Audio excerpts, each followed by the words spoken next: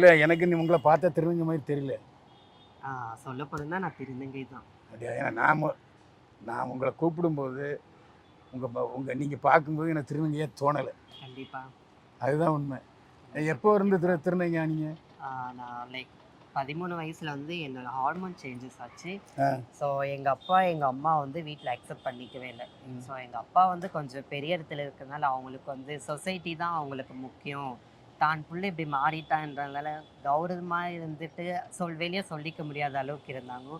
So அதுக்கப்புறம் நான் போய் அம்மா அப்பாவை கரைச்சி புரிய வச்சு என்னோட லைஃப்னா இப்படி தான் இருக்கும். எனக்கு சில ஆசைகள் இருக்கும். அதை நீ தடங்கு செய்யக்கூடாதும்மா. ஸோ நீ புரிஞ்சுக்கோமா, கண்டிப்பாக உன் புள்ளியாக தான் நான் புள்ளியாக தான் இருப்பேன். ஸோ ஒரு விதத்தில் நீ எப்படி அக்காவை நீ பொண்ணா ஏற்றுக்கிறியோ அந்த மாதிரி நீ என்னையும் பொண்ணாக தான் ஏற்றுக்கணும்னு சொல்லி அவங்களுக்கு புரிய வச்சு அதுக்கப்புறமா சரி ஓகே நம்ம புள்ள தானே அப்படின்னு சொல்லி தான் அவங்க ஏற்றுக்கிட்டாங்க.